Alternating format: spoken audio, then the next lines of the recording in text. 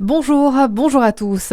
Changement de ton pour le Rassemblement national. Marine Le Pen et 10 autres prévenus sont jugés en appel depuis hier dans l'affaire des emplois fictifs d'assistants parlementaires d'eurodéputés. Et la chef de file des députés RN a admis qu'un délit a pu être commis, tout en assurant ne pas avoir eu le sentiment d'en perpétrer un. Le procès doit durer 1 mois. Après cette découverte inquiétante à la maison d'arrêt de Lons-le-Saunier, la colère des syndicats de l'administration pénitentiaire hier soir, une arme à feu et des munitions ont été retrouvés par des agents dans un colis livré par drone dans la cour de promenade de l'établissement. Tous les mouvements de personnes détenues sont bloqués et une fouille générale de l'établissement a été ordonnée. Un signal fort et positif pour le bon fonctionnement du service public de la justice à Dijon et pour l'ensemble de notre territoire. Réaction de Nathalie Kanders, maire de Dijon, dans un communiqué après l'annonce du garde des Sceaux Gérald Darmanin concernant le renforcement des effectifs du tribunal judiciaire de la ville.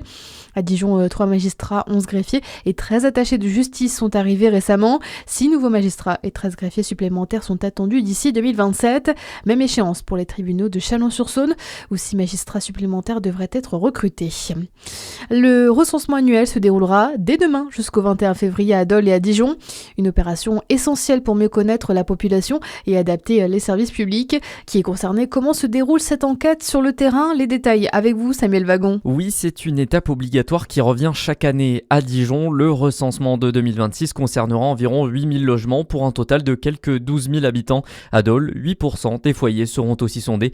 Mais concrètement, comment ça marche? Eh bien, une quarantaine d'agents recenseurs feront du porte-à-porte pour procéder aux opérations de collecte. Ces agents formés par l'INSEE vont en premier lieu devoir établir la population officielle de la ville, mais pas seulement. Les sondés devront également répondre à une série de questions: âge, diplôme, situation professionnelle, moyens de transport utilisés, toutes sortes de données qui permettront de faire un bilan de l'évolution démographique locale. Mais rassurez-vous, l'enquête restera bien anonyme.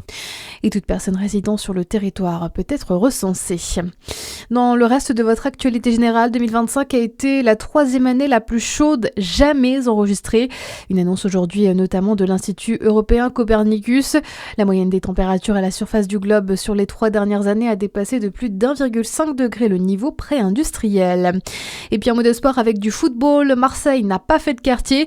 L'OM a sèchement battu Bayeux hier en 16e de finale de la Coupe de France. Une victoire 9-0. Marseille qui s'offre donc le dernier billet pour les 8e. Du football toujours et la Ligue féminine de football et la 12e journée en Arkema Première Ligue. À suivre à 19h, Dijon face au Paris SG. Les Dijonnaises 7e au classement, Paris 5e. Voilà pour l'essentiel de votre actualité. À suivre la météo sur Fréquence Plus.